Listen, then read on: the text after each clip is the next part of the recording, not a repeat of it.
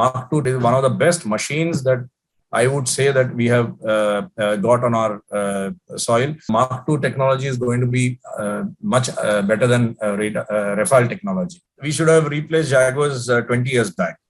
Nobody flies coffins in the Air Force, that's for sure. If you recall, Abhinandan was fighting in Bison to take on the F-16, and he did his job very well. If he was flying the BIS, he could have done the job, but maybe it would have been a little more trickier. If you ask me, on the other side, would I have these kind of machines on my inventory today? The answer should be no. We must also have some backup plans to import some platforms for this interim period to make sure that our Air Force's capability of defending our skies don't fall down. Hello, my name is Riya Shri and you are watching ABP Live. From modern weapons to cannons and drones and fighter jets, several equipments are made in India, making us very, very proud. We have been lucky to witness some golden moments of self-reliant India and see it progress. Recently, on September 2nd, INS Vikrant, an indigenously made aircraft carrier, was dedicated to the Indian Navy. But not just Indian Navy, in other wings of the Indian Armed Forces have also been progressing to become Atmanirbhar. Now, Tejas aircraft is also giving us another reason to take pride, as it is also indigenously made and it is touching the sky of success in a spectacular way. Today's video is going to be like a masterclass. Today we will learn about Tejas aircraft, how it is different from other aircrafts, what is the difference between Tejas Mark 1 and Mark 2. But today I am joined by an expert. Today I am joined by Air Vice Marshal Sunil Nadodkarji, retired. Welcome to ABP Live, sir. Thank you very much, Riyashri. It's a moment of pride, and also I'm very humbled by you all from ABP channel getting me on this digital media on this very important topic. Okay, sir. We are very excited, and I'm sure our viewers would also be very excited, as it is going to be a very knowledgeable yet very insightful video. So let's get started. My first question to you is that how big is approval of Tejas aircraft Mark 2 to our squadron, sir? Riyashri, I will give a little bit of quick background to this. LCA program was launched in mid-80s by India, and it took about almost 25 years for us to make sure that this aircraft rolls out in its full-fledged capability. That is, I'm talking about LCA Mark 1. From there started the technology absorption and technology creation, both as far as the aviation industry in India was concerned. Now, LCA Mark 1, Mark 1A, and going to Mark 2 is a big jump. That means we are playing around between 3.5 to 4.5 generation of fighter aeroplanes, which will be produced in India.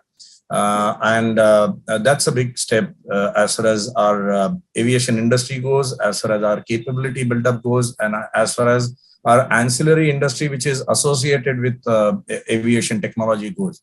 So all in all, it's a very challenging times for everyone, and it is very exciting time at the same time. And thirdly, it is also building up a lot of capability for our armed forces indigenously, so that we don't have to look either east or west in the times to come. So could you please explain to our audience the basic differences between Tejas Mark 1 and Tejas Mark 2? If you see, this LCA was inducted into the Air Force in mid-10s, that is somewhere around 2016, 2017. We inducted these aircraft LCA Mark 1 in our first fighter squadron. And so that was kind of 3.5 to 4 generation fighter, we can say, in terms of technology. Also, in that, there was a lot of learning for our scientists, our engineers, and our manufacturers, all of them, in terms of various systems, be it the airframe, be it the engine-related activities, be it undercarriage, be it avionics, be it radar, be it any other systems that go into fighters. However, if you ask me as a pilot, it is one of the best machines that I would say that we have got on our soil. And if you purely talk in terms of piloting an aeroplane, it's one of the best that I can think of. But its application in today's environment is not one of the best. In short, for our viewers in common domain, the avionics are upgraded, the radar is upgraded, the engine is upgraded, and the airframe is suiting for high maneuverability and keeping its weight in the medium class, and taking all these things to next generation, where the pilot finds it very easy and comfortable to sit in the cockpit and fly very carefree and use all the systems which are integrated very well with application of AI, which is one of the main things that has come in, which is the difference between Mark 1 and Mark 2. Which are the aircrafts that it will replace, and when will we expect that to happen?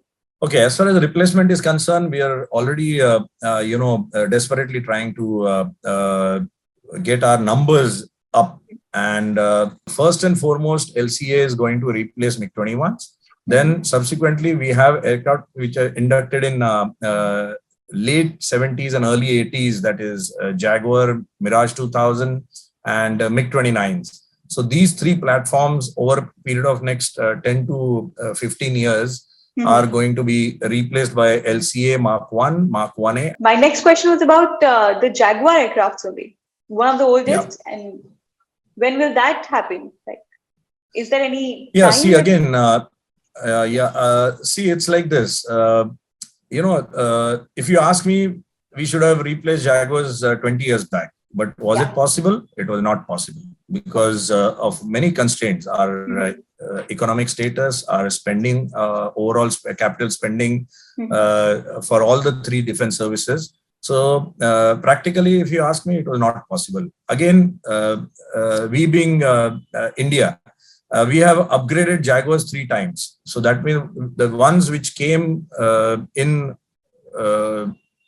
late 70s, in fact, 79, 80, 81, that period, Jaguars were inducted. So from there, those aircraft are no more flying.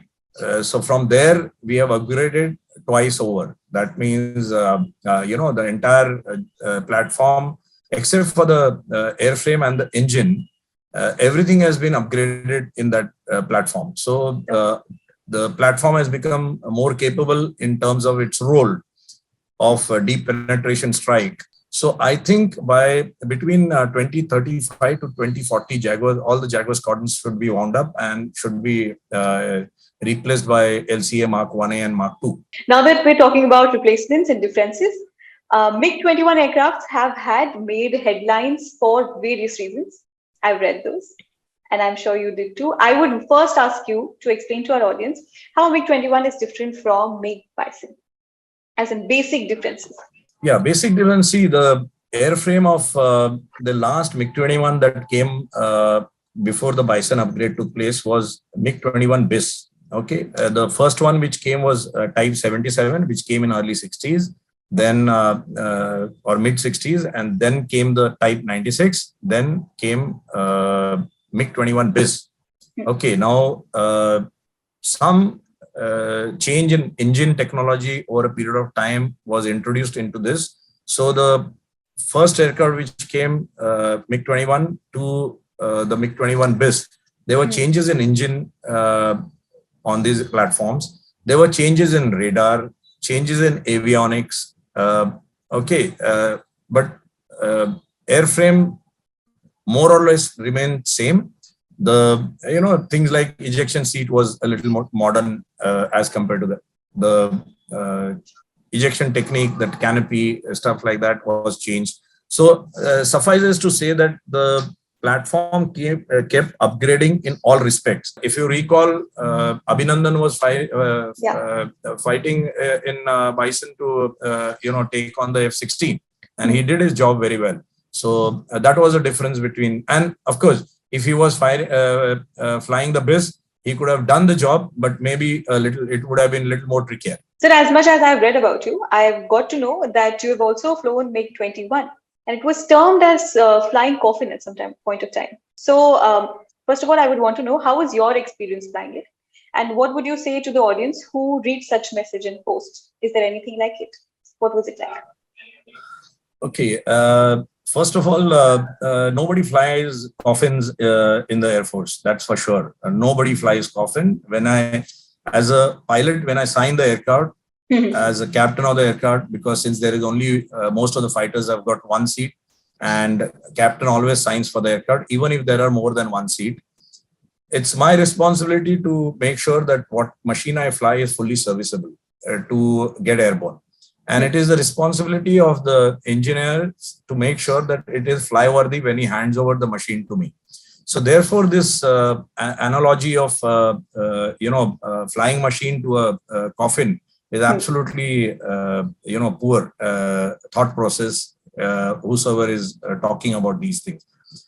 Just to give you an example, in early 80s, I was flying MiG-21s, and thereafter I switched over to Jaguars. So today, if we talk, Jaguar is also an old machine. So I don't want anybody to term it anywhere close to whatever people are saying, like using words like coffin and widow makers and stuff like that. I retired after 38 years of service in the Air Force, and 4 days prior to my retirement, I went and flew a Jaguar. And 1 month prior to my retirement, I went and flew a MiG-21. And I think we all know that our successful chiefs have gone and flown a few days prior to their retirement a MiG-21. So if we at our age can say that it's a flyable machine, it's a machine which I'm very confident of flying, then I don't think any youngster in the Air Force today should have any doubts when any aircraft is offered to him to fly. And I don't think any pilot worth his salt will have that doubt in his mind, because he is the captain of the aircraft. He is testing that machine to the fullest before he soars in the air. Before he takes off. I will just, tell people that before saying all these words, understand what we are doing, understand what the reality of life is. At the same time, yes, if you ask me on the other side, would I have these kind of machines on my inventory today? The answer should be no. Actually, I should be having much better platforms available in world over to fly. Why not? I will ask for F-35. Will I get F-35? Answer is no. If I want more Rafales, will I get Rafales tomorrow? The answer is no. I want Gripen to fly in my Air Force. Will I get Gripen tomorrow? The answer is no. So I have to defend my country with whatever equipment I have. Coming back to Tejas, the clearance of Tejas Mk2 comes to become a huge boast for the Indian Air Force, of course, no doubt about it. But the Indian Air Force currently has about 30 fighter squadrons, as against the sanctioned strength of 42, which is insufficient at this point of time. So, as a country faces threats from both China and Pakistan, what should we focus on? Made in India aircrafts, or continue to import from other countries? What do you suggest? What does the time demand? Today we have a mix of Russian aircraft, Russian origin aircraft. We have Western aircraft, right? On our inventory, and we also have indigenous aircraft now in terms of LCAs being inducted. So while I focus on indigenization to the fullest, that means I must give priority to indigenization, because that is a capability. If we can achieve reaching 4.55 fifth generation fighter and taking off from there subsequently in next 20-30 years time frame, that is the best that can happen to India and to the Indian Air Force, because then I can have full control over what I do with those platforms internally. Today, I have to rely on many external agencies to give me that capability. So I must have indigenous capability build up over a period of time. But in the interim, since we are falling short of numbers by such a large amount, That is from 42 squadron, we are down to 30 squadron, and it is going to go down further, maybe because of our rate of production of indigenous aircraft. So we must also have some backup plans to import some platforms for this interim period to make sure that our Air Force's capability of defending our skies don't fall down beyond bare minimum required numbers. So a few years ago, a retired air chief had termed Tejas not enough to protect Indian skies, and now we are here. Tejas Mk2 has just got government's approval. So basically, Tejas had a journey of itself, and now it's high in demand. Other countries are also asking for it. So what would you say on that? Like, what is your opinion about it? Its journey. See, like I mentioned right in the beginning, this journey began in mid 80s. So therefore, whatever our capability, whatever our industrial capability, whatever our understanding of next, 10 to 15 years coming next 10 to 15 years from mid 80s onwards is what was the starting point for Tejas. From there, by the time the entire development took place, it took about 25 years. And in 25 years time span, many of the technologies, I keep saying this on many occasions, many of our technologies world over come from aviation industry and medical industry, or they complement and give each other technology. And from there, it takes off into other applications. So 25 years for aviation industry is a very, very long period. So if you actually see the capability built up during this period, in terms of LCA, when the ex-chief, retired chief mentioned this, his statement is absolutely, relevant for that time where the development was restricted to LCA in certain respects. So if you see the LCA radar, it is one of the old technology radars which is available on that platform. Now, is it better radar than the radar on the MiG-21 or better radar on the, which is available on the MiG-29? Yes, it is. Okay. But if you ask about today's capability, today's radar, and next 10 years, what we foresee, then it is not a good radar to go up in the air with. If you have to really fight, 4.5 generation class of aircraft with opponent. So therefore, this Mark 1A and Mark 2 has been thought of, which has radar much better or equivalent to what these 4.5 generation aircraft have. So therefore, if you, state this statement of this retired chief in isolation, it will not make sense. But in the time where he made this statement, it was a sensible statement fully. And probably because of that statement, we have reached to Mark 2. So as mentioned in the previous question, we do lack aircraft. So in that case, how are we going to manage the demands that are coming from other countries like America and Malaysia and all of these countries? How really are we going to manage these demands? Okay, now one good thing that has happened over a period of the last few years is we are not, restricted to HAL to produce everything. We have now opened doors for private players also. So therefore, as of now, we don't know whether Mark II as for productionization is going to be taken on by private players, the strategic partners of ADA. Okay, logically it should go to HAL because they already have a experience of the Tejas Mark 1 and Mark 1A production. But you can always, increase the number of platforms being produced by bringing in new players, private players in. And that is what our policy changes that are taking place.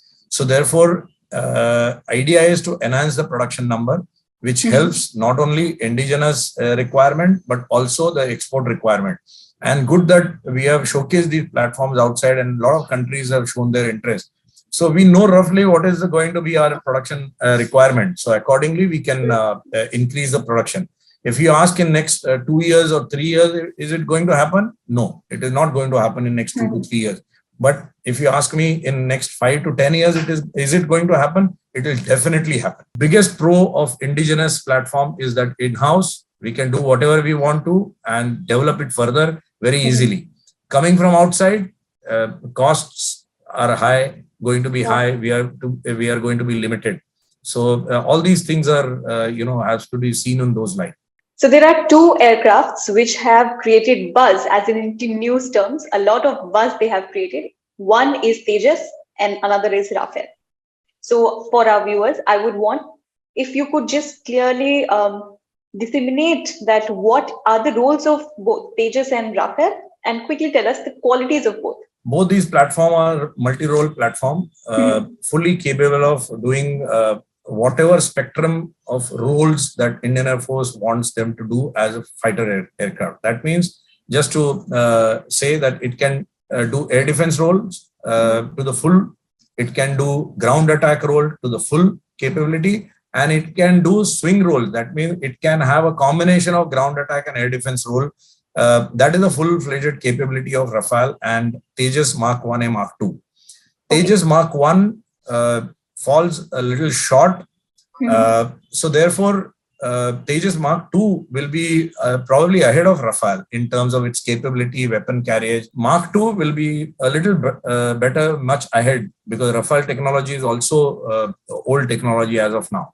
So Mk2 technology is going to be much better than Rafale technology. So one last question to you is that since you're an Air Force veteran, what is your SWOT analysis of the Indian Air Force, and what are next 5 things that Indian Air Force should focus on? We have to have a good air defense system, well integrated air defense system on the ground. That means we should have gap-free radar cover along our borders. Now, our borders are very tricky. All along the border, if you have to have a radar cover, you have to have different kinds of radar and different kind of capability in radar system. And all that capability has to be integrated very well. So, okay, now having just the radars is not going to help you, because you have to have surface-to-air missiles.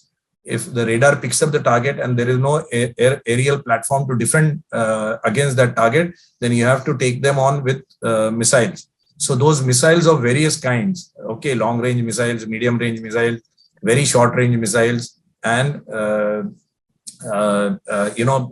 even the guns integrated into this air defense system. So you should have a very well integrated, gap-free covered air defense system. You also have to have extended range into enemy territory if you have to offensively defend your assets which are going across. For that, you have to have AWACS, that means airborne early warning platforms you have to have, and the control systems on those platforms. If you have to have your fighters giving long range, doing long range mission, then you have to have air-to-air refueling capability, because your fighter platform is all the fighter platforms of today and future will have air-to-air capability, refueling capability. In next 5 years to 7 years, we have to build all these capability as far as our defense services are concerned. We have reached towards the end of our video. I would just like to thank you for your time, for your wonderful insights, and being so humble with me. Thank you very much. You were very cooperative, and I had a lovely time talking to you. I hope our viewers have gotten some values and some knowledge after watching this video. Thank you so much, sir, for your time. Okay. Thank you. Thank you. Namaste. Thank you very much.